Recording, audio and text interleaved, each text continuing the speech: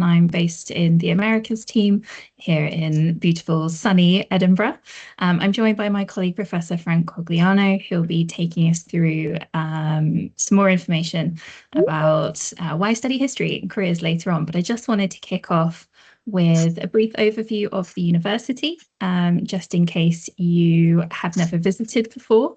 If you have visited or have any favourite memories, please feel free to pop those into the chat.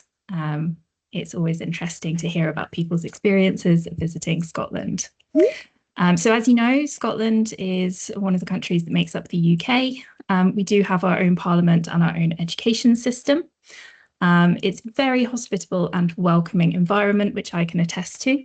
As you can probably tell from my accent, I'm not originally from Scotland, but one of the things that you'll really appreciate is how we have these dense population centres, so big cities, and then tons of fantastic countryside, landmass and lochs and lakes and mountains.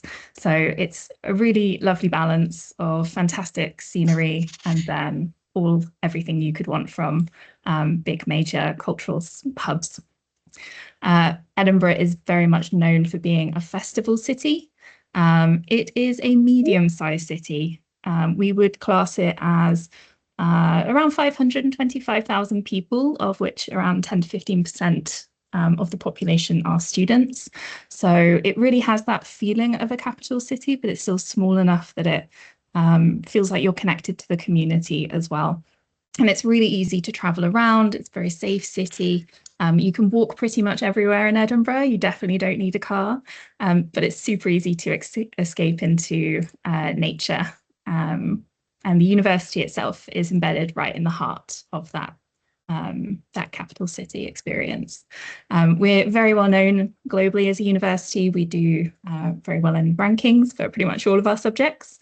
One thing I will say is that the university is one of the largest in the UK.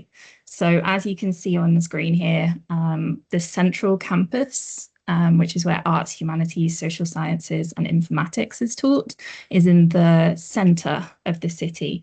And that would be the top orange ring on your screen. And then we have a specialised science and engineering campus to the south of this. It's about 10 minutes on the free shuttle bus. So again, very easy to get between the two.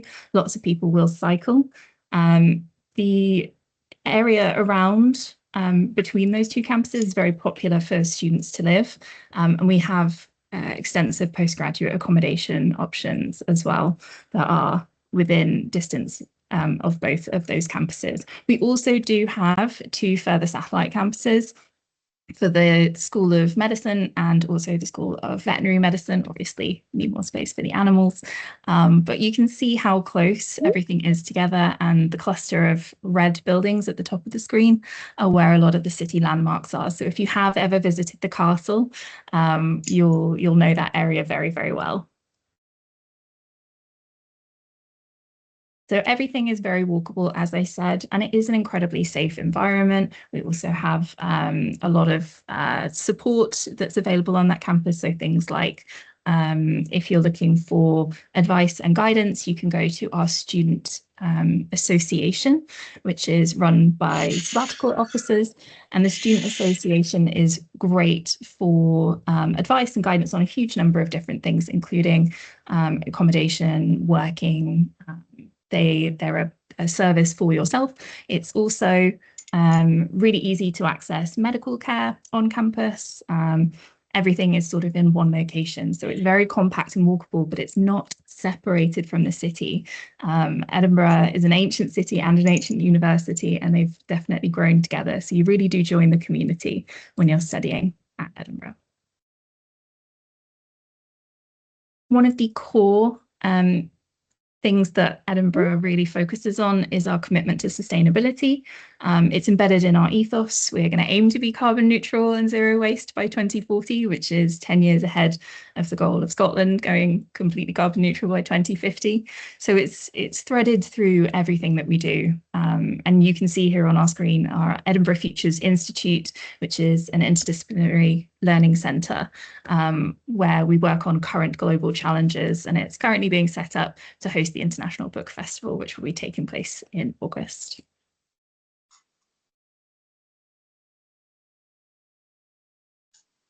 So with such a large population of students, almost 49,000 from over 160 countries, you might expect that the student support would suffer from that, but that is simply not the case. We currently have one academic staff member to every 6 students. So that's a really good staff to student ratio. There's actually 4 universities in and around Edinburgh.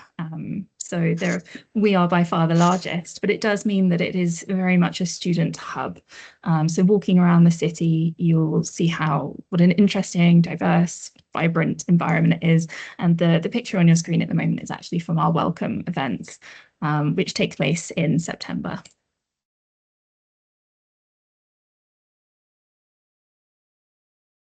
So what can you study? There is a huge variety of different degrees available from Edinburgh.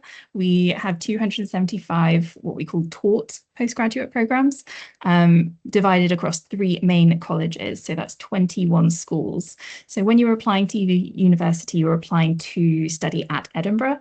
You submit your application directly to us. But your school is then your first point of contact in terms of support, learning and teaching, advice and guidance.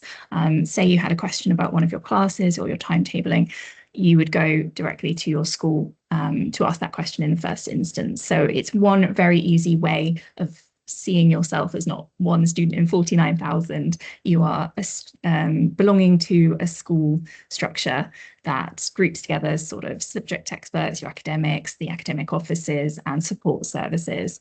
So it's really easy to get the support that you need whenever you have a question.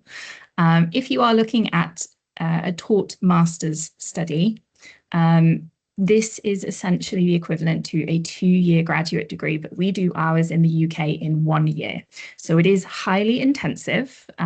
You spend 2 semesters in classes, developing an idea, developing your research skills, and then this culminates in a 3rd semester over the summer where you'll be writing up a dissertation or a piece of your own research, supported, of course, with a dissertation supervisor. So it does mean that around a 1/3 of your degree would be research focused. And it's a great opportunity to either then go on to make links with industry or networking opportunities for career development, or you could use this degree as well to go on for further research and sort of PhD opportunities. The other kind of master's degree that we offer at Edinburgh is a research master's. This is also equally a good stepping stone if you are looking to go on for a research career or PhD study. About 90% of a research master's would be spent in that research environment with some support classes as well. However, the other kind of research degrees that we offer is the PhD. And this is usually 3, potentially going into 4 years, depending on how long you take to write up. And there's a number of different ways to look at different opportunities. We have a list of the research opportunities available in our degree finder on our website.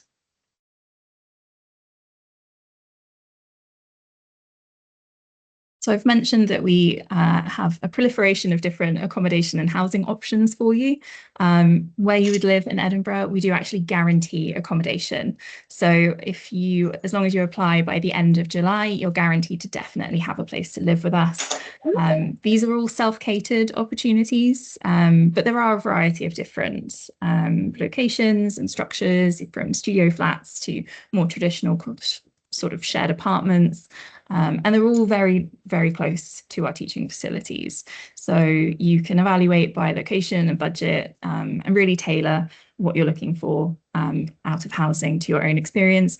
Most of our housing options are single rooms, aka we don't make you share. There are some shared options if you would prefer, but for the most part, they are singles. There are private accommodation alternatives, but what I would say is I always recommend that you look at university accommodation first, because it can be quite hard to search for housing when you're not physically present in Edinburgh. So if you are looking at private accommodation options, I would always recommend getting in touch with the advice service I mentioned earlier that's run through the Student Association, as they have a lot of knowledge about places you can search for those, different companies that are involved with private accommodation options, and help with things like avoiding scams, etc. And so around your academic study, lots of ways to keep healthy and a good work-life balance. The Health and Wellbeing Centre is on our central campus. So one of your first tasks when you arrive in Edinburgh is to register with them. The Advice Place I mentioned before offers support and guidance on a huge range of different topics, and they are also based on our central campus. And then we are very, very well known for being a strong sporting university, and there's lots of different sports that we on offer. You can either play up to professional level in certain cases. We have about 12 areas that we would consider to be very, very competitive. But then also you can play in intramural leagues just for fun and to keep active and to get out into the sunshine. Volleyball on the meadows next to our central campus, for example. There are other student societies that are, again, run by the Student Association, over 300 different clubs, and these could range from everything culture, music, or it could be more related to your interests, your academic interests, such as like the investment club or something related to your career development or maintaining a language or travel. What I will shout out is the Hill Walking Society, which I think is a great way of getting out into some of Scotland's amazing nature and seeing some more of the Highlands.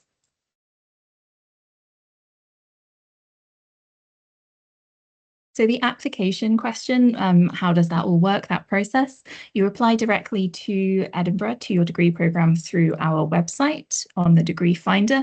The Degree Finder has a huge list of all of the different subjects that are available, and it also has information on all the entry requirements. So we usually expect, if you're applying for a postgraduate taught degree, to have a minimum of a 3.25 GPA. But there may be other subject-specific requirements as well, or information we'd need you to include about what you studied in your undergraduate degree. You submit a personal statement talking about your interest in that subject and why you want to study it. And in some cases, we may ask you for an academic reference. However, there are some areas of the university that don't require an academic reference. This will always be stated on the Degree Finder. The deadlines for applications, some are treated on a rolling basis. So once they open, they only close if they fill up.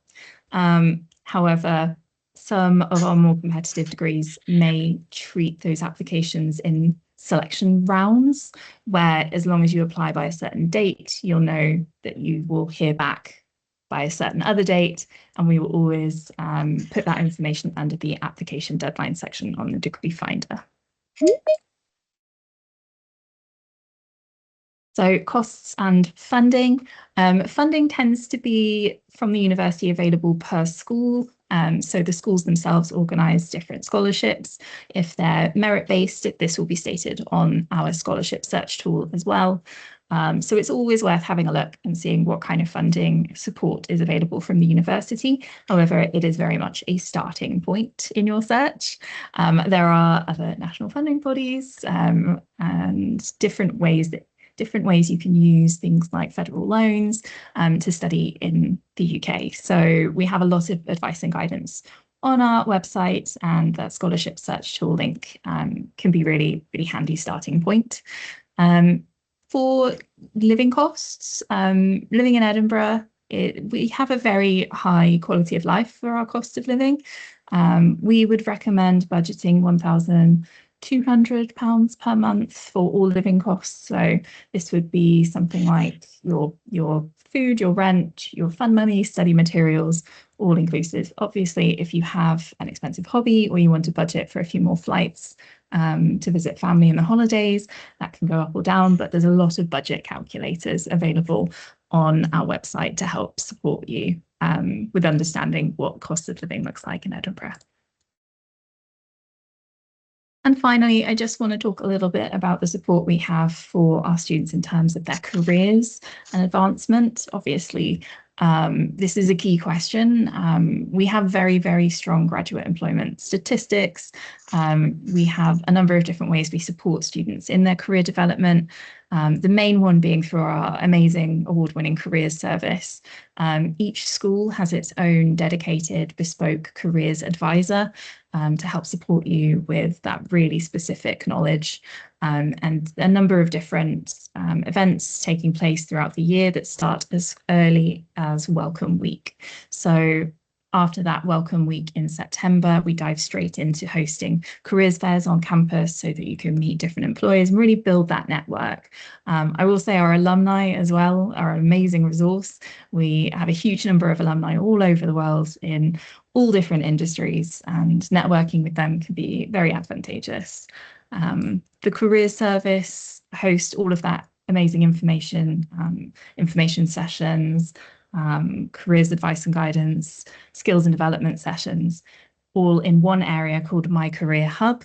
Apologies, it's not available to non-matriculated students at the moment. So as an applicant, you wouldn't be able to see what the list of different opportunities would be. But the careers service website does have further information on sort of what businesses come and visit us, and what kind of industry relationships that we have. So I'd recommend checking out their website as well. And now I'm going to invite my colleague, Professor Frank Cogliano, to talk to you a little bit more about why studying history is so important. Thank you, Rachel. Hello, everybody. I am, as Rachel said, I'm Frank Cogliano. I'm a professor of American history at the University of Edinburgh. I have taught at the university since 1997, so next year will be my 30th year. So I've been around a long time, very long time. And I am a member of the faculty of the School of History, Classics, and Archaeology. And one thing I would add just to the presentation that Rachel just gave is that schools are really, really important. The university is very large by UK standards, 49,000 students with more than 10,000 staff. However, I think that because we're organized into more than 20 schools, and I'm a member of staff in the School of History, Classics, and Archaeology, for example, I think that that's your first point of port of call as a student and your first point of contact. And so although we have it's a large institution and there are real advantages to that, I think. There can be, it can be daunting, but I think because students identify with their schools, and the schools are much smaller. So in my own school, we have about 120 academics and about 2,000 students. And so for students in history, classics, and archaeology, their school is their first point of contact, and that would be true for whatever discipline you're studying. So I'm going to say a little bit about history today because I was asked to do so, and to talk about, I'm going to spend the next few minutes talking about the study of history, but also particularly the study of history in the UK, and why you might want to consider it. But I think my comments would apply across all the humanities. And frankly, I've been doing this work a long time. So if you've got questions about non-humanities subjects, Rachel and I'd be happy to take them at the end. So why study history or other humanities? No, can you go back, Rachel? Sorry. Thank you. No, I wanted to call your attention to this image that was circulating. I will say it was circulating on Blue Sky the other day, not on X. It originated on X, but I did not get it from there.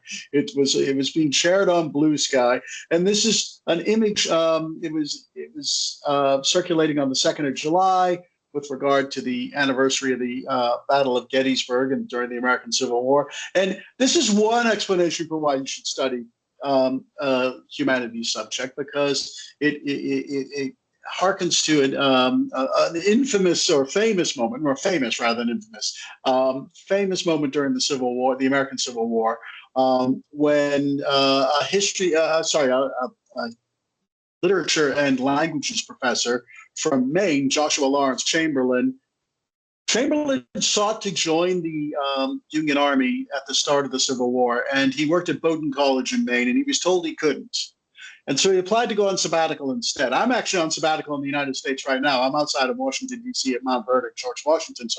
But Chamberlain applied to go on sabbatical and joined the army anyway, and then played a decisive moment at the Battle of Gettysburg in 1863. And every year around this time, somebody shares a version of this meme, which was like, this is what liberal arts can do for you.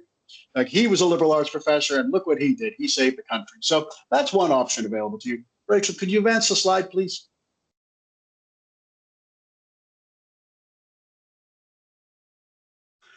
Another explanation for the value of the humanities and history comes to us from John Adams. Adams wrote to his wife, Abigail Adams, in 1780. I won't read the entire quote to you. He said, basically, I have to study politics and war so that my sons can study, or my sons should study math, philosophy, geography, etc. And then he said, so that their children can study painting, poetry, music, architecture, statuary, tapestry, and porcelain. So according to Adams, there's a sort of transactional aspect to this. You study the humanities. Studying the humanities is sort of what you work towards. I would, with respect, disagree with him on this. I think that while Adams was writing this in the midst of the American War of Independence, and he was saying, well, I'm doing the important things so that my grandchildren will be able to study what we now call humanities. I think the humanities have a more direct, there are more direct lessons that they give us so that we should all study them, actually. Next slide, please, Rachel.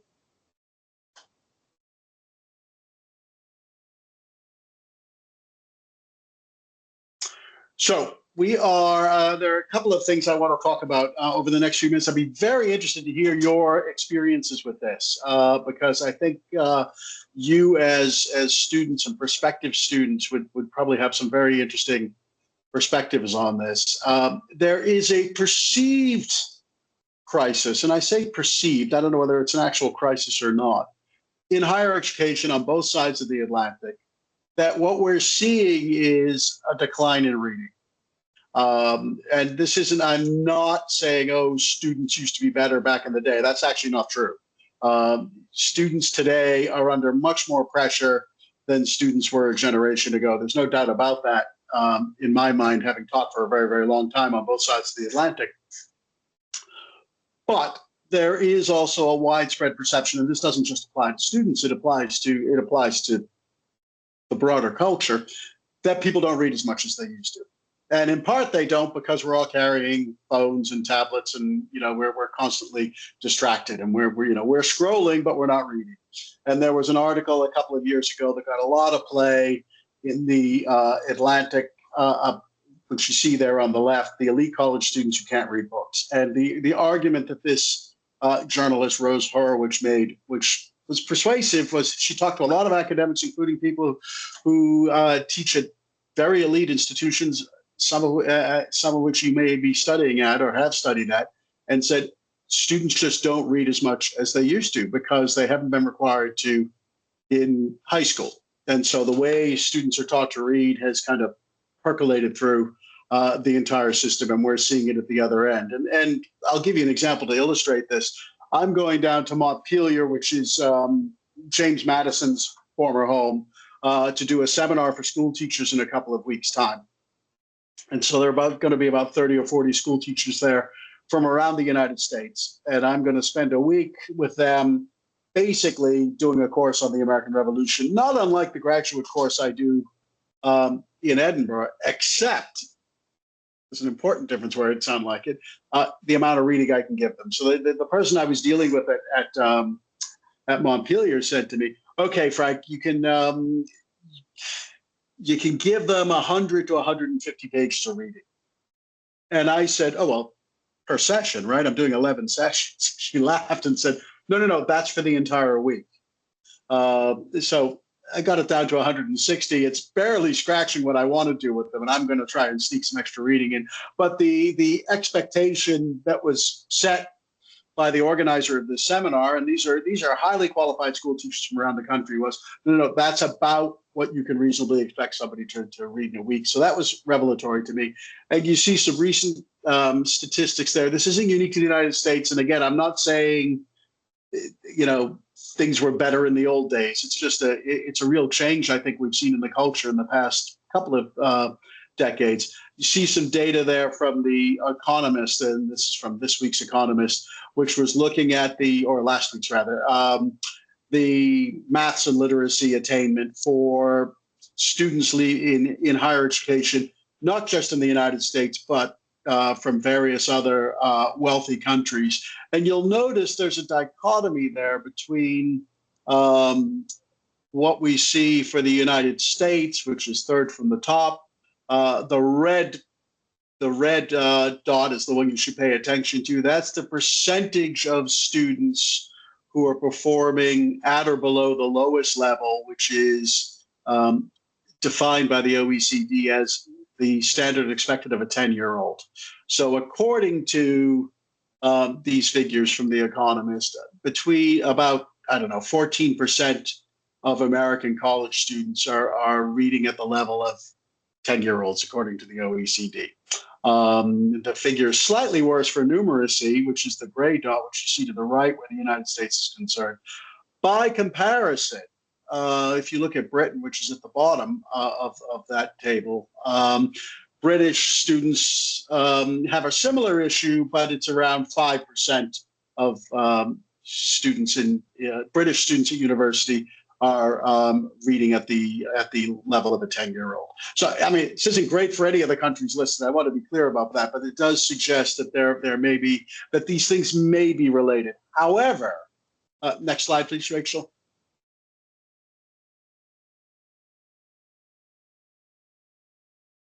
However, I think there's a difference between reading attainment, which you saw on the right, and the kind of culture of reading which we see. Another factor, and I am going to get to the good stuff of why we should study history. Another thing we see, however, is we've seen a sharp fall in the number of history majors and the number of people studying history. And this applies to other humanities subjects as well. I talked to my colleagues in English literature and languages and philosophy and religious studies and so on, and we see similar trends. The fall, as the table on the data on the left suggests, is that it started a long time ago. Actually, it really started in earnest in 2008, after the 2008 financial crash, which some of you may remember, but most of you may not. And was a steady decline down to, that's ongoing, frankly, that accelerated. The data there is from the American Historical Association. It only goes to 2019. However, as the data on the right suggests, it has continued, especially since the COVID pandemic.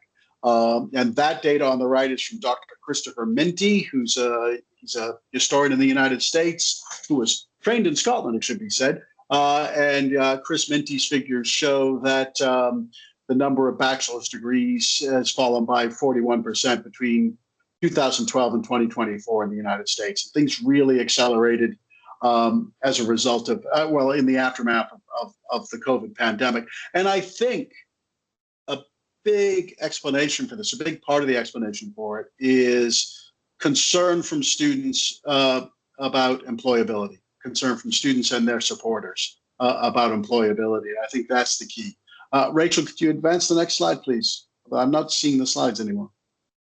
Yes, sorry, my laptop just decided to quit midway through because it is end of day here. Not to worry, just bear with me and I will reshare those slides. There we go. Would you like me to just riff on my own then? Is that what I Yes, it's only the middle of the day here. Yes, so if you could advance to the final slide. Now, this goes to what I think is important here. I don't think the students are less smart than they ever were. I think they remain as clever and high achieving, and to some extent they're under greater pressure than ever. But I think we're in a really interesting transitional moment. Again, I'd be interested to talk to all of you about this during the Q&A and hear your views as students yourselves about this. And I think AI is presenting us with a really, really interesting challenge. And I saw something on social media yesterday after I put this presentation together, so I didn't include it, but it was making reference to students and graduates who are AI natives, so not just digital natives, but AI natives who've kind of gone through their entire or most of their university education with AI and the impact that's having. However, I want to strike a note of optimism here and make the case for why study history and, frankly, all other humanities degrees. There are a couple of examples there that I draw your attention to. On the left was an essay by somebody who teaches literature, Walt Hunter, who's argued actually students want to be challenged, good students want to be challenged, and we basically are doing you down when we say, oh, students can't read anymore and they won't read sustained things. This was kind of the argument I had with the colleague at Montpelier in planning for that seminar. I thought, she said to me, well, we can't give them more than 150 pages. And I said, well, why can't we? Why can't we? I mean, and she didn't really have an answer for that, except to say that they would be unwilling to do it.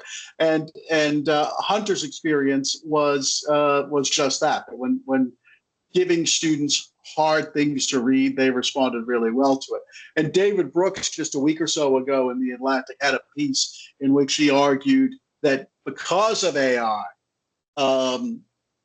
that the real distinction will be that will emerge in the job market, and the real reward for studying the humanities is between people who are willing to put in the mental effort to really engage with difficult material. Brooks made the point, look, AI is not going anywhere, and we're going to have to incorporate AI into what we do at universities. However, it's how we use it and how we deploy it. Some students, believe me, I know this, some students will use it to help them write their essays, and it's pretty obvious when that happens. Whereas Brooks's argument was those who are high achieving, which I suspect most of you are if you're considering applying for Marshall funding, will benefit from the effort they put in and the skills they will develop in pursuing history and equivalent subjects. And to give you an example of this, some anecdotal evidence, anecdata as we call it, I was in Dallas last week. I'm based in Washington, D.C. for the next 6 months, but I was out in Dallas doing some events around the semi-quincentennial. And a guy came up to me. I spoke at a lunch for the Dallas Bar Association as one of the events I did. And a man came up to me during that lunch, and he said, there's a quote there on the slide, "What I see when we hire people, there's a huge difference between those who read after they graduate and those who don't." He said, the most successful people we encounter are the ones that read. And I think that history and other liberal arts degrees and subjects, humanities degrees, especially as taught in the UK, and I'll elaborate on that in a second, help you become readers and help you develop your skills as readers. Rachel made reference to the one-year master's degrees that we have. So the one-year master's degree, as opposed to the two-year master's degree in the US, is pretty intensive. It involves 12 months of study. You don't take the summer off between the 2 years. And as Rachel suggested in her remarks, you take courses over the first 2 semesters. The academic year is structured more or less like the academic year is here in the United States. But over the summer, you write your dissertation. You write your dissertation under the supervision of 1 or usually 2 supervisors. So I've got 3 master's students that I'm supervising this summer. In fact, I'm meeting one of them this afternoon online. She's up in Massachusetts. I've got another in California and one in Chicago.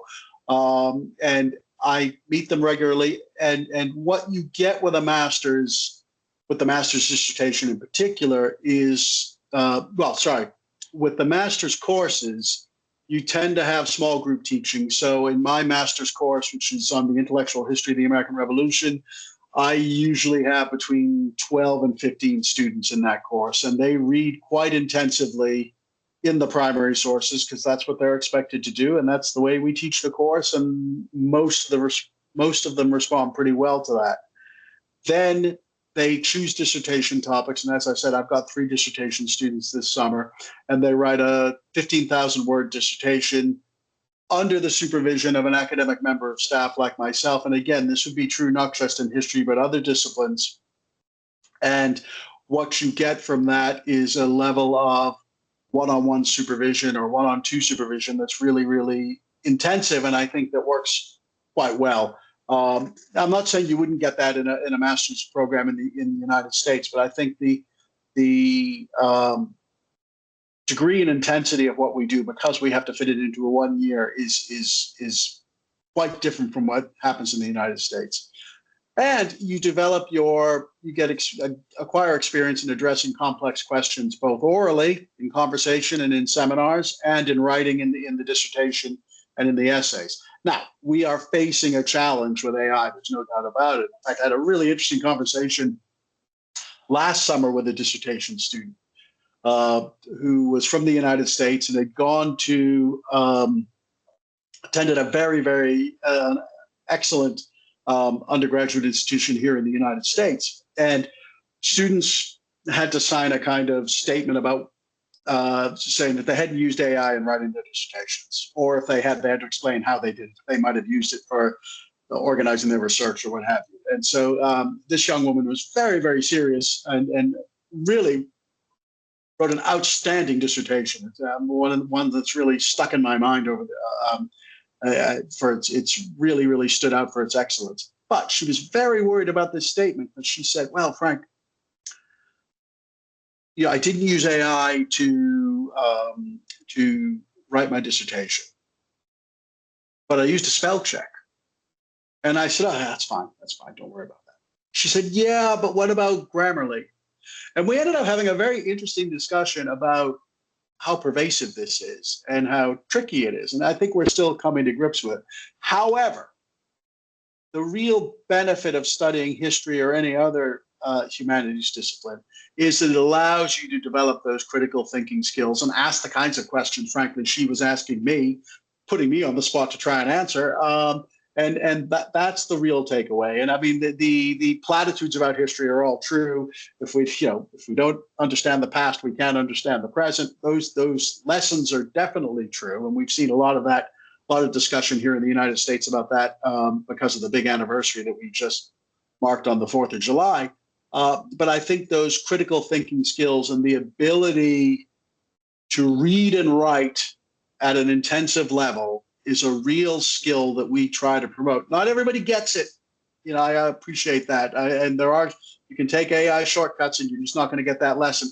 But as that gentleman I met in Dallas the other day said, we see the difference. We can tell the readers, and they're the ones who are successful. And I think we give you that opportunity. And that's one of the real takeaways and benefits of a degree, not just with us, I want to say. I mean, I think Edinburgh does this really well, but also I think most UK humanities degrees and history degrees master's degrees are also 1 year. So you would get that benefit if you went to Cambridge or Oxford or someplace else. But I think we do it pretty well, and we would love to have you. And we're happy to take some questions, I think. Right, Rachel?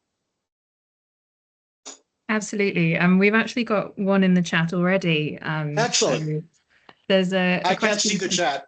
No worries. I'll read it out to you. So this is from Carstens asking if the University of Edinburgh has a particularly strong humanities department.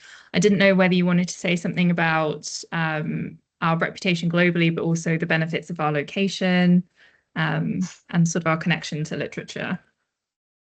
Sure. Thank you. Yes. The answer is yes. Global rankings are always a little tricky. However, I can't remember exactly what we were, but in the most recent humanities global rankings, we were ranked more highly than the rest of the university, in the sense that we're 34th in the world according to the QS rankings. I don't know whether you have the humanities ranking at hand, Rachel. I don't.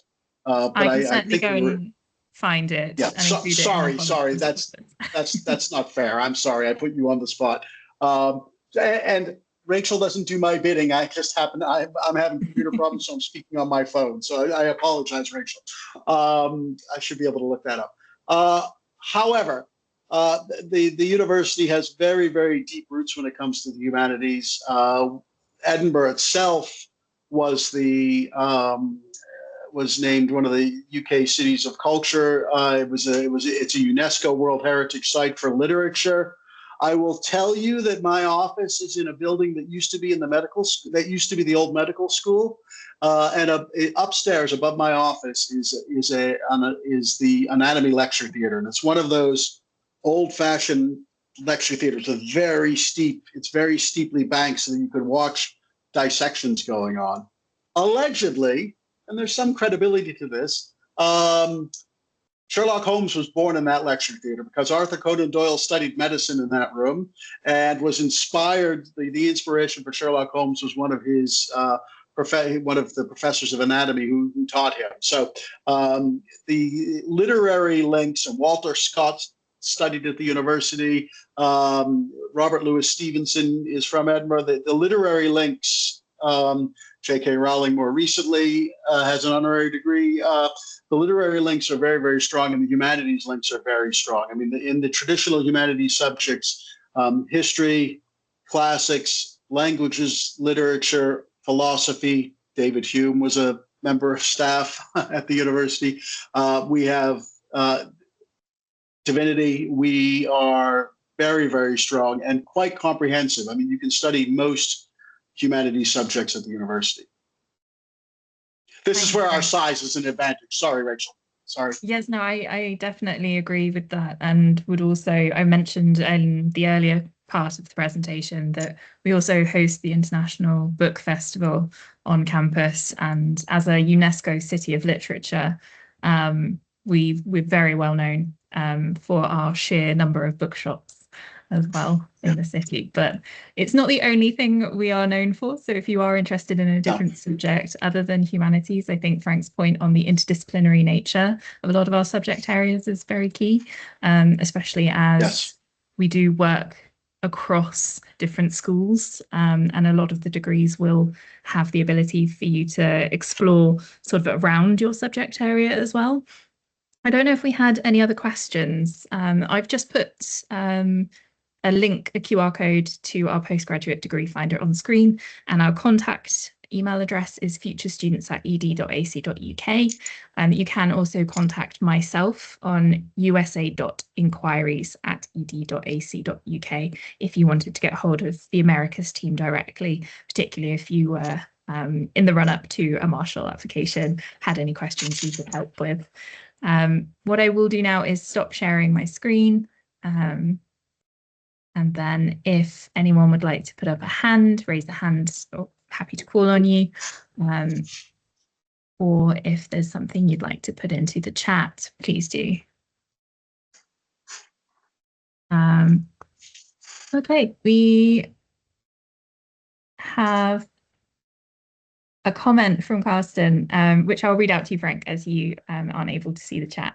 No one who has been asked by an intelligent American student whether the phrase Second World War meant that there would have been a First World War is unaware of that knowledge of even the basic facts of the century cannot be taken for granted.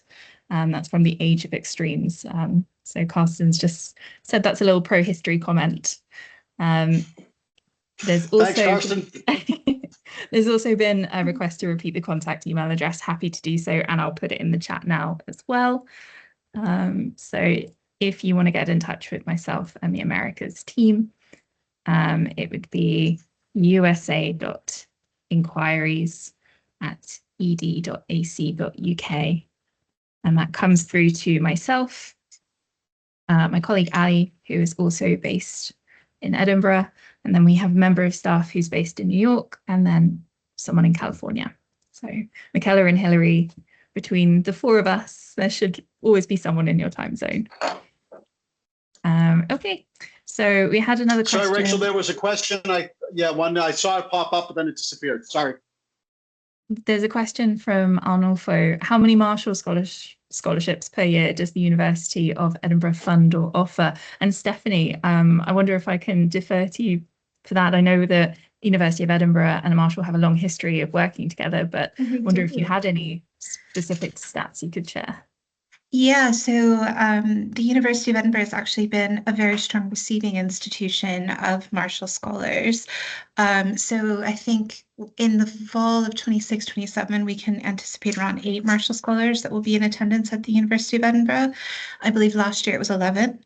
So we always place quite well at the University of Edinburgh. But I think the kind of nuts and bolts of the question as I'm reading it, Arnulfo, and please do let me know if I've misread anything, is that the University of Edinburgh is one of several devolved administration universities. And I make that designation because Marshall as a program offers up to 50 Marshall scholarships. But we were recently in receipt of some top-up funding as a result that was announced during the King's recent visit to the United States for the 250th anniversary. That meant that the 10 additional awards that we could anticipate, of those 10, 5 will be specifically for devolved administration-based universities. So the University of Edinburgh, for example, can anticipate a further award if that is how the kind of lay of the land. So I think as a program, we offer up to 50 awards. And then of those, we're looking at kind of how we can better integrate universities like the University of Edinburgh into our selection process. I think ultimately, if you are interested in the University of Edinburgh as a partner institution, it is worth kind of reading the rules of the scholarship and the competition for 27-28 to better understand that designation. So yeah, I hope that's helpful. Super helpful. Thank you very much.